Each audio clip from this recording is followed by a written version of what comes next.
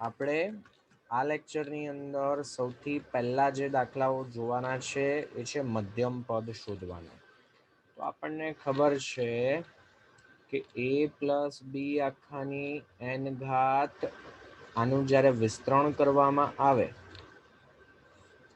તો આ વિસ્તરણની અંદર કુલ પદ જે છે એને હું કહું છું ફોર એક્ઝામ્પલ કેપિટલ એન, એ હશે n+1 જેટલા. હવે મારે મધ્યમ પદ શોધવું છે તો આપણે આંકડાશાસ્ત્રની અંદર ભણી ગયા મધ્યસ્થનું સૂત્ર, બરાબર છે. મધ્યસ્થ માટે આપણી પાસે બે સૂત્ર હતા કે n/2મું અવલોકન અયુગ્મ માટે આપણે લખતા હતા n+1/2મું અવલોકન, અને અહીંયા આપણને મળતું હતું n/2 + n/2 + 1મું અવલોકન આખાના છેદમાં 2. તો અહીંયા જે છે આ બે મધ્યમાં આવતા અવલોકનો હોય, બરાબર છે. દાખલા તરીકે 1 2 3 4 5 પદ મને કુલ મળ્યા, બરાબર છે. કુલ પદ 5 છે તો મધ્યમાં આવતું પદ બરાબર 1 કે ત્રીજું પદ જે છે એ બરાબર મધ્યમાં આવે. તો અયુગ્મ હોય જ્યારે કુલ પદ, ઘાતની વાત નથી ચાલતી, કુલ પદ જે છે વિસ્તરણની અંદર અયુગ્મ હોય ત્યારે બરાબર મધ્યમાં એક પદ મળે. પણ જો આપણે ધારો કે યુગ્મ સંખ્યાની અંદર પદ લઈએ છીએ તો બરાબર વચ્ચે આવતા પદ 2 મળશે. તો મધ્યસ્થના સૂત્રનો જ આપણે ઉપયોગ કરી અને લખી શકીએ કે n જે છે સૌથી પહેલી વસ્તુ n જે છે ધ્યાન આપીશું કે કુલ પદ છે. કુલ પદ n જે છે અયુગ્મ હોય તો એ સંજોગોમાં મધ્યમ પદ જે છે એ થાય કેપિટલ n+1/2મું પદ.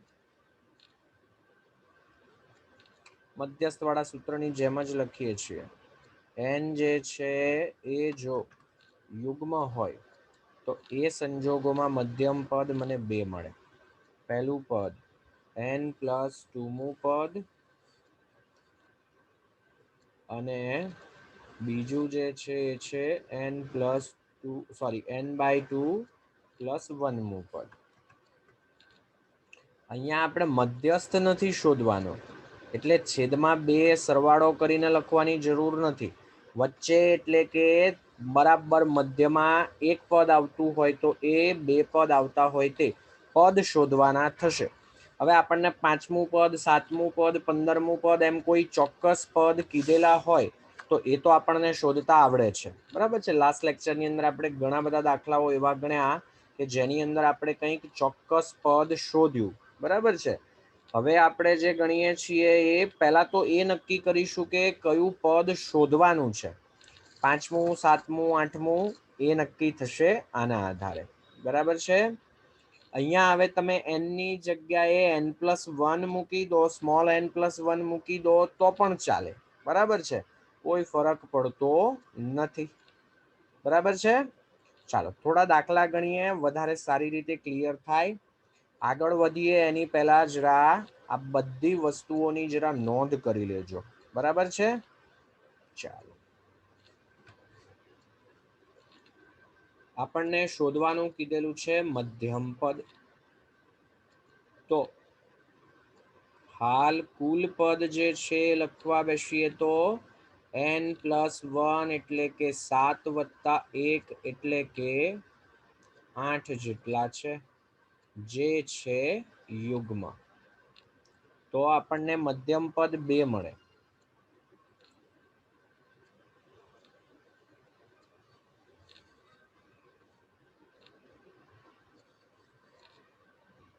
કયા કયા મધ્યમ પદ થશે? તો n/2, કેપિટલ n/2 એટલે કે 8/2 એટલે કે ચોથું પદ, અને પછી એમાં એક ઉમેરી દઈએ તો 4 + 1 એટલે કે 5મું પદ. બસ આ મધ્યમ પદ છે એટલી જ ગણતરી મારા માટે નવી આવી, બાકી બધી વસ્તુ જે છે તો એઝ ઇટ ઇઝ જ રહેવાની છે. હવે કોઈ પણ પદ મારે શોધવું હોય તો સૌપ્રથમ શોધવું પડે વ્યાપક પદ. વ્યાપક પદ લખીએ TR plus 1 is equals to NCR. n જે છે આપેલા છે 7, 7CR.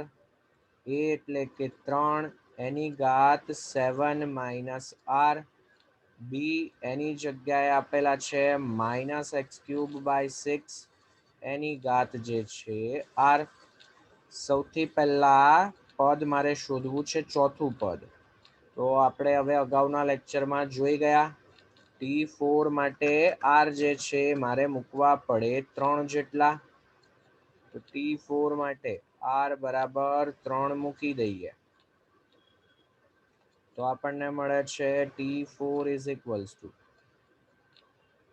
7C3. 3 ની ઘાત લખીએ તો 7 માઇનસ 3 એટલે કે 4 -x³ ના છેદમાં 6 એઝ ઇટ ઇઝ આખાની 3 ઘાત. ચાલો 7C3 લખીએ તો 7, 6, 5 નો ગુણાકાર છેદમાં 3 થી શરૂ કરી અને 1 સુધી. 3 ની 4 ઘાત જે છે એઝ ઇટ ઇઝ -x³ ની 3 ઘાત કરીએ એટલે -x⁹ બાકી રહેશે, છેદમાં બાકી રહેશે 6 નો ઘન. તો 6 અને 6 કેન્સલ થઈ જશે એટલે 7 ગુણ્યા 5 35. ગુણાકારની અંદર 3 ની 4 ઘાત છેદમાં 6 નો ઘન, આગળ નિશાની માઇનસની, x ની 9 ઘાત.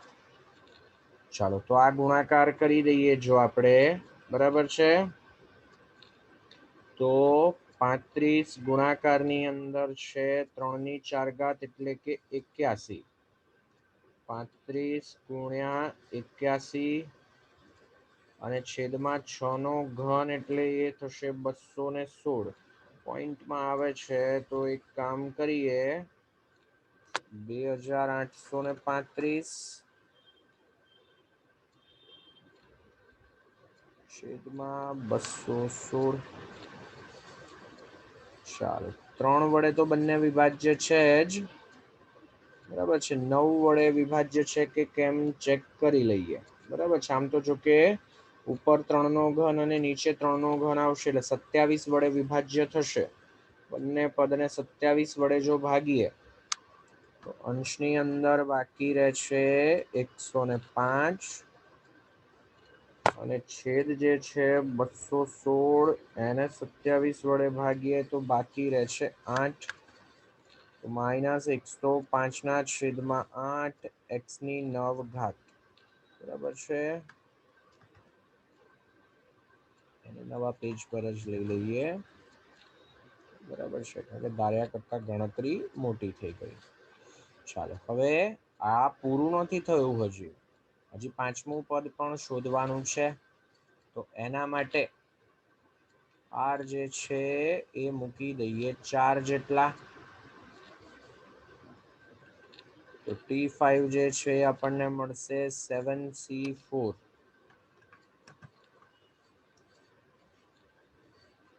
3 એની ઘાત લખીએ તો 7 માઇનસ 4 એટલે કે 3 -x³/6 આખાની 4 ઘાત.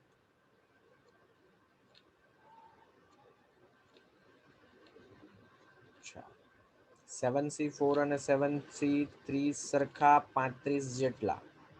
3 નો ઘન જે છે કરીએ તો 27. અહીંયા મળશે x ની 12 ઘાત, છેદની અંદર x ની 4 ઘાત એટલે કે 36 ગુણ્યા 36, બરાબર છે. 36 ગુણ્યા 36 લખીએ એ છે 1296.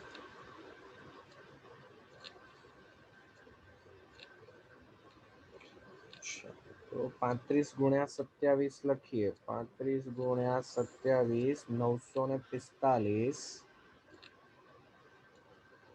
છેદમાં 1296 x જે છે એની 12 ઘાત.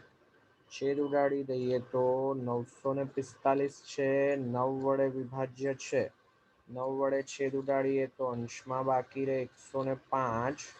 છેદમાં 9 વડે ભાગીએ તો 1296 છે અને 9 વડે ભાગીએ તો 144. હજુ 3 વડે ભાગી શકાશે. 3 વડે ભાગીએ એટલે અહીંયા બાકી રહેશે 35. અહીંયા 3 વડે ભાગીએ એટલે બાકી રહેશે 48. 35 છેદમાં 48. 5 અને 7 આ એકે વડે વિભાજ્ય નથી. બસ આ જ છેલ્લું સાદુરૂપ મળશે. બરાબર છે. તો T5 જે છે એ મળ્યા આપણને 35/48 x ની 12 ઘાત. સારો કહી શકાય એવો દાખલો. જરૂર જણાય તો વિડીયો જરા આટલા સેક્શનની અંદર ફરી પાછો જોઈ લેજો. બરાબર છે. ચાલો એનાથી આગળ વધીએ. આપણને અત્યારે શોધવાનું કીધેલું છે કે આનું વિસ્તરણ કરતા મધ્યમ પદ શું મળશે. તો કુલ પદ જે છે લખવા બેસીએ તો હશે n+1 એટલે કે 10 + 1 એટલે કે 11 જેટલા, જે છે અયુગ્મ. બરાબર છે. અયુગ્મ છે એટલે મધ્યમ પદ n+1/2 ની મદદથી લખીએ તો મધ્યમ પદ જે છે એ મળે n+1/2 11 + 1 12/2 એટલે કે છઠ્ઠું પદ. T6 આપણે શોધવું પડશે. ચાલો તો સૌ પ્રથમ આપણે લખી દઈએ વ્યાપક પદ TR+1. એ લખીએ તો 10CR. x/3 જે છે એની ઘાત લખીએ તો 10 - r. b ની જગ્યાએ આપેલા છે 9y એની r ઘાત. ચાલો હવે આપણને શોધવાનું કીધેલું છે T6. તો T6 માટે r જે છે એની જગ્યાએ 5 મૂકી દઈએ તો T6 જે છે આપણને મળશે 10C5 x/3 એની 10 - 5 એટલે કે 5 ઘાત 9y એની 5 ઘાત. 10C5 એટલે કે 10 9 8 7 6 છેદમાં 5 થી 1 અથવા તો 1 થી 5 નો ગુણાકાર. સીધું 5 ફેક્ટોરિયલ લખી દો તો પણ ચાલે. ચાલો અંશમાં લખીએ તો x ની 5 ઘાત છેદમાં 3ની 5 ઘાત. અહીંયા લખીએ તો 9ની 5 ઘાત ગુણાકારમાં y ની 5 ઘાત.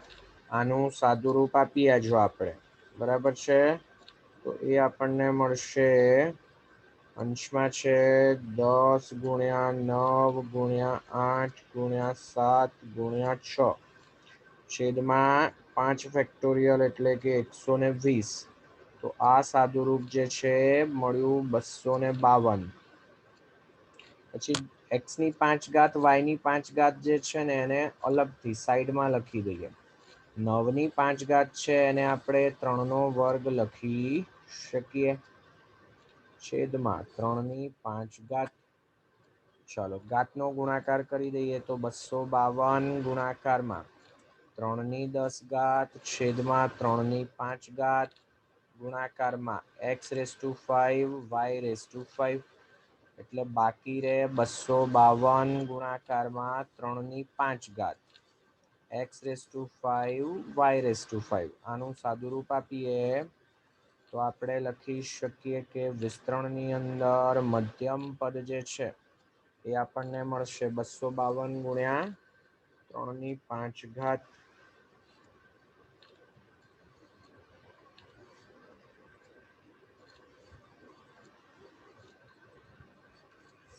× 9 5 ઘાત કરીએ એટલે એ થશે 243. એને ગુણ્યા 252 વડે એટલે 61,236 ગુણાકારમાં x⁵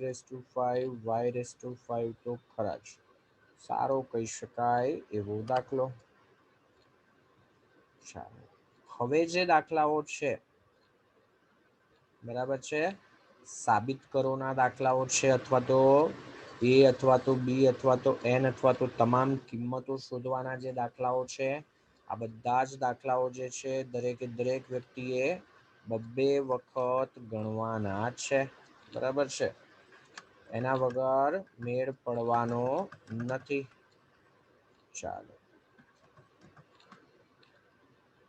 અચ્છા, ખબર નહીં કેમ વધારે પડતું જ સેન્સિટિવ થઈ ગયું છે. ચાલો જરૂર પડે તો ભાગ પાડીશું. ચાલો હવે અહીંયા આપણને સાબિત કરવાનું કીધેલું છે કે આ વિસ્તરણ કરીએ છીએ તો હું એની એમ ઘાતનો સહગુણક શોધું, એની એન ઘાતનો સહગુણક શોધું, તો એ બંને સમાન સરખા મળતા હોવા જોઈએ. ચાલો તો અહીંયા આપણે 1 + a m + n ઘાતના વિસ્તરણની અંદર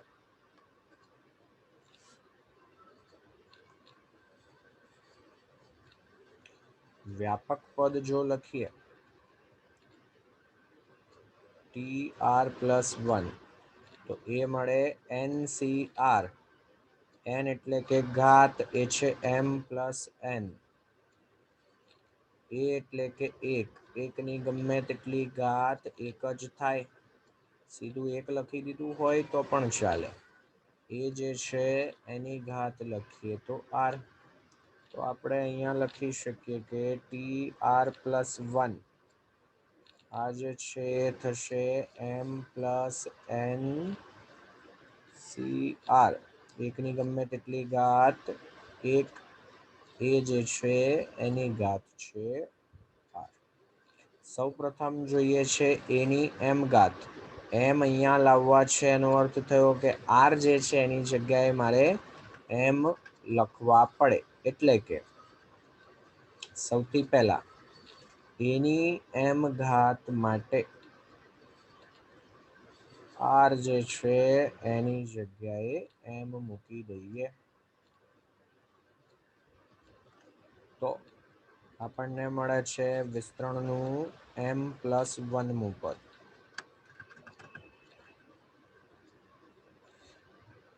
એ થશે m + ncm એની એમ ઘાત. બરાબર છે, તો અહીંયાથી જો આપણે લખીએ તો a⁻m જે છે આપણને તો શું પૂછેલું છે? સહગુણક. સહગુણક એટલે એની સાથે ગુણાયેલ અચળ પદ. તો આ સહગુણક જે છે લખવા બેસીએ તો એ મળ્યો આપણને m + ncm. NCR નું સૂત્ર છે આપણી પાસે અંશમાં n ફેક્ટોરિયલ છેદમાં r ફેક્ટોરિયલ ગુણાકારમાં n - r. આ બંનેનો તફાવત લઈએ તો આ થાય n ફેક્ટોરિયલ. ચાલો બીજી વખત આપણને જરૂર છે a⁻n ના સહગુણકની. તો a⁻n માટે અહીંયા આપણને ઘાતની અંદર n જોઈએ છે એટલે r = n મૂકવા પડે.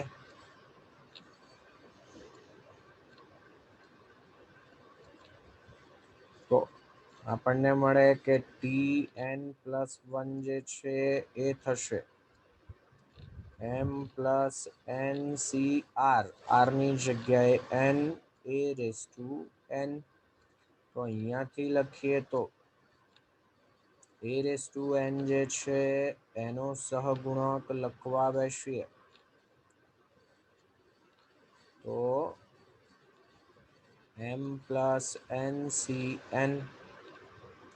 n ફેક્ટોરિયલ એટલે કે અંશમાં m + n ફેક્ટોરિયલ છેદમાં n ફેક્ટોરિયલ અને આ બંનેનો તફાવત લઈએ તો n કેન્સલ, બાકી રહે m ફેક્ટોરિયલ. હવે ગુણાકાર છે તો m પહેલા હોય કે n પહેલા હોય કોઈ ફરક પડતો નથી. તો પરિણામ 2 અને પરિણામ 3 પરથી કહી શકીએ કે માંગેલ સહગુણકો સરખા છે. તો જરા સારા શબ્દોમાં લખી દઈએ તો આમ 1 plus a આખાની m plus n ઘાત જે છે એના વિસ્તરણમાં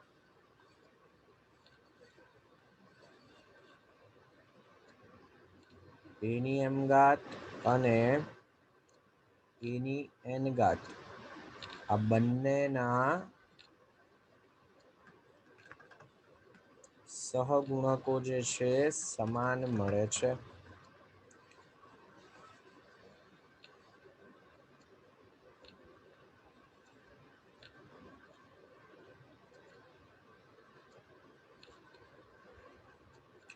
સારો કહી શકાય એવો દાખલો. બરાબર છે. ચાલો એનાથી આગળ વધીએ. મોસ્ટ આઈએમપી દાખલો. JEE દાખલા પૂછાય એ આ પ્રકારના આ લેવલના પૂછાય. બરાબર છે. ચોક્કસ રીતે ગણીએ ને ત્યારે જઈને આપણો મેળ પડે. બરાબર છે. ખૂબ જરા વ્યવસ્થિત રીતે ચોક્કસ રીતે ધ્યાન આપીને દાખલો ગણવો પડે એવો દાખલો છે. ચાલો તો સૌથી પહેલા તો 1 પ્લસ એક્સ લખીએ કે એક્સ પ્લસ 1 લખીએ કોઈ ફરક નહીં પડે. 1 પ્લસ એક્સ આખાની n ઘાત આ વિસ્તરણની અંદર સૌથી પહેલા તો આપણે વ્યાપક પદ લખીએ.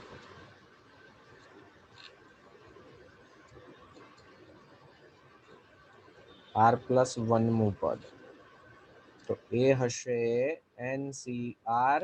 એકની ગમે તેટલી ઘાત એક જ થાય એટલે આ લખી શકાય સીધું x⁻r. હવે આરમું પદ તો મેં શોધી કાઢ્યું. એના પછીનું પદ મારે લખવું છે, એની પહેલાનું પદ પણ મારે લખવું છે. બરાબર છે. ચાલો અચ્છા સોરી, આપણે r પ્લસ 1મું પદ લખ્યું. r અને r-1 એટલે આ જે પદ લખ્યું એની પહેલાના બે પદ લખવા પડશે. r પ્લસ 1 છે તો અહીંયા શું આવે છે? r છે એના કરતા એક ઓછા. તો એ જ પ્રમાણે r જે છે એના માટે લખવું હોય તો r કરતા એક જેટલા ઓછા. તો બંને જગ્યાએ આ પ્રમાણે પદ આવે. tr-1 લખીએ, r-1મું પદ લખીએ તો છે એના કરતા પણ એક ઓછા. r-1માં એક જેટલા ઓછા એટલે r-2. હવે શું કીધેલું છે? આ ત્રણેયની અંદર જે સહગુણકો છે બરાબર છે, તો tr-1 tr અને tr પ્લસ 1 આમાં સહગુણક જે છે એ કોના? x ના. બરાબર છે. x ના સહગુણકો જે છે એ આપણને મળે છે NCr-2,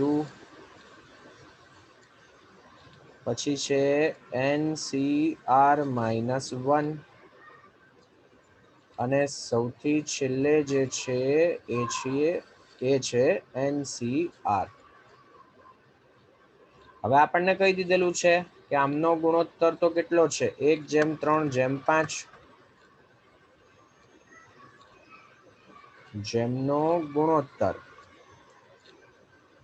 બરાબર છે 1:3:5. હવે આમાં ધ્યાન એ રાખીશું વચ્ચેનું પદ તો આપણે દર વખતે લેવાનું જ છે. બરાબર છે. પહેલી વખત હું પહેલા બે પદ લઉં છું. બરાબર છે.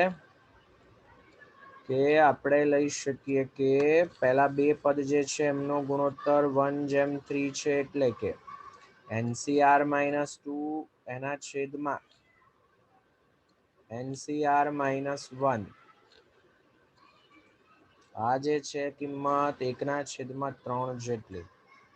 ચાલો n ફેક્ટોરિયલ છેદમાં r - 2 ફેક્ટોરિયલ.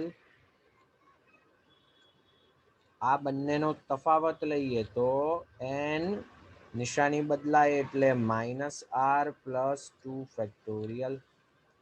આ મળ્યું આપણને અંશવાળું પદ આખાના છેદમાં.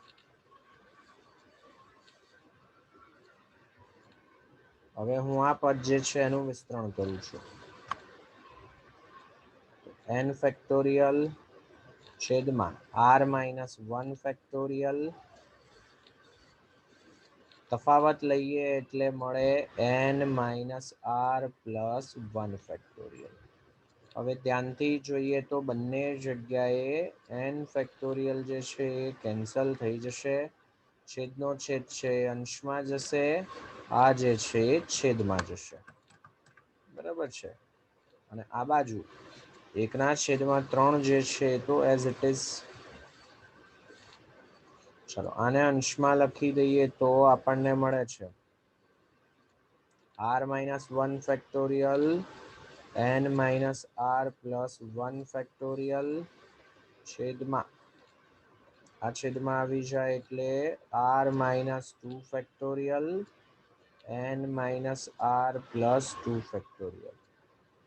હવે ફેક્ટોરિયલનો ગુણધર્મ આપણે જાણીએ છીએ. 10 ફેક્ટોરિયલના છેદમાં 9 ફેક્ટોરિયલ હોય તો મોટું પદ 10, ત્યાં આપણે 9 ફેક્ટોરિયલ ગોઠવી શકીએ. કંઈક એવું જ અહીંયા r - 1 અને r - 2માં r ની જગ્યાએ ધારો કે આપણે 5 મૂકીએ તો આ મળે 4, આ મળે 3. આ મોટું છે તો r - 1 એઝ ઇટ ઇઝ. એક બાદ કરીએ તો r - 2 ફેક્ટોરિયલ. જો છેદમાં હતું એ પદ ગોઠવાઈ ગયું. બરાબર છે. તો હવે આનાથી વધારે કંઈ વિશેષ મારે સાદુરૂપ આપવાની જરૂર નથી. n - r તો છે જ, અહીંયા વધારામાં 1 ઉમેરાય છે, અહીંયા વધારામાં 2 ઉમેરાય છે. તો આ પદ મોટું, નાના પદને આપણે અડવાનું નથી. n - r + 1 factorial as it is છેદમાં r - 2 નાનું પદ એટલે એને પણ આપણે એઝ ઇટ ઇઝ જ રાખીશું. મોટું પદ છે ત્યાં સાદુરૂપ આપીએ તો n - r + 2. એક બાદ કરીએ તો n - r + 1 ફેક્ટોરિયલ. આ બાજુ 1/3 જે છે તે as it is r - 2 factorial અને n - r + 1 ફેક્ટોરિયલ જે છે કેન્સલ.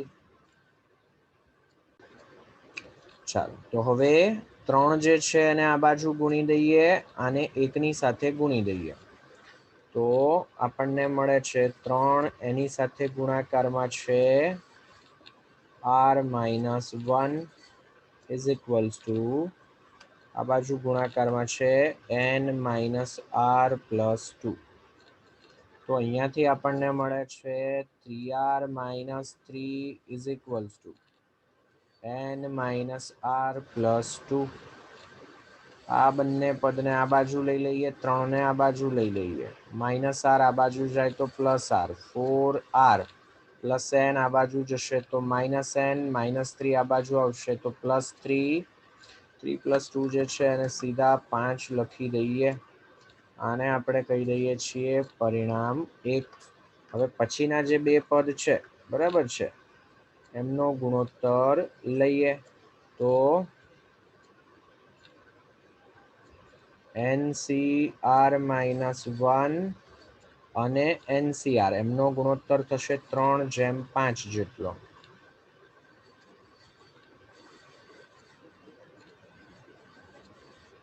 એટલે કે 3/5 જેટલો. સારી એવી મહેનત માંગી લે ને એવો દાખલો છે. બરાબર છે. 2 વખત આ દાખલો દરેકે દરેક વ્યક્તિએ ગણવાનો છે.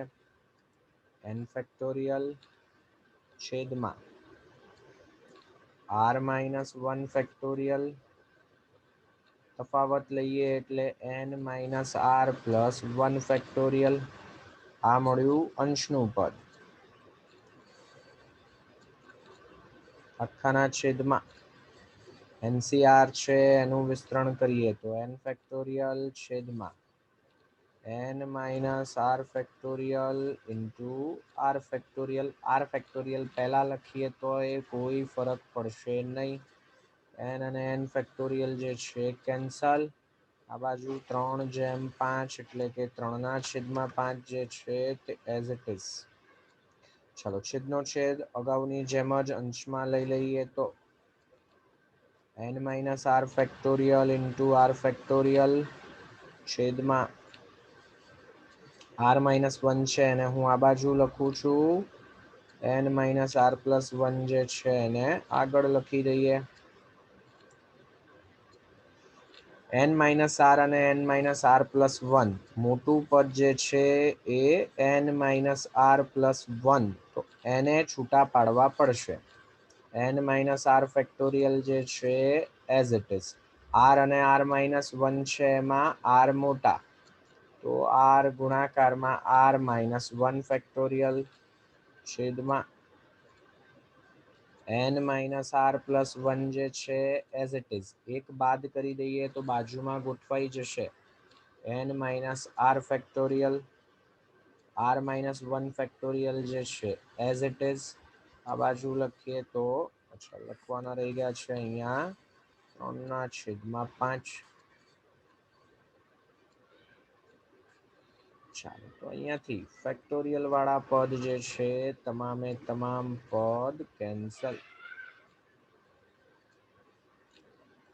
ચોકડી ગુણાકાર કરી દઈએ તો 5r બરાબર, અને આ બાજુ લઈ લઈએ તો 3n માઇનસ 3r પ્લસ 3, અને આ તરફ લઈ લઈએ તો 5r minus minus plus 3r એટલે 8r minus 3n is equals to 3. આને આપણે કહી દઈએ પરિણામ 2. ચાલો તો n નો સહગુણક, આને 2 વડે ગુણી દઈએ, r નો સહગુણક સરખો થઈ જશે, અથવા આને 3 વડે ગુણી દો તો n નો સહગુણક સરખો થઈ જશે. દ્વિચલ સરેખ સમીકરણ આપણને ઉકેલતા સારી રીતે આવડે છે. બરાબર છે. તો હાલ હું n નો લોપ કરું છું એટલે સમીકરણ 1 ને હું 3 વડે ગુણું છું. સમીકરણ 1 ને 3 વડે ગુણતા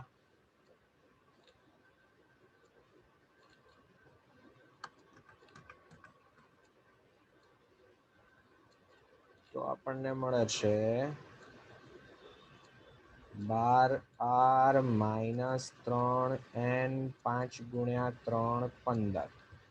આ જે પદ છે 8r માઇનસ 3n 3 આ એઝ ઇટ ઇઝ. લઈ લઈએ આમનો તફાવત. તફાવત લઈએ એટલે સહગુણક બદલાય. પ્લસ છે માઇનસ અને માઇનસ છે પ્લસ થાય. ચાલો 12 વખત r છે એમાંથી 8 વખત બાદ કરીએ એટલે મળે 4 વખત r. 15 માઇનસ 3 એટલે કે 12. તો r જે છે એ આપણને મળે 3 જેટલા. કોઈ પણ સમીકરણમાં કિંમત મૂકી દઈએ. બરાબર છે. સમીકરણ 1 માં r બરાબર 3 મૂકતા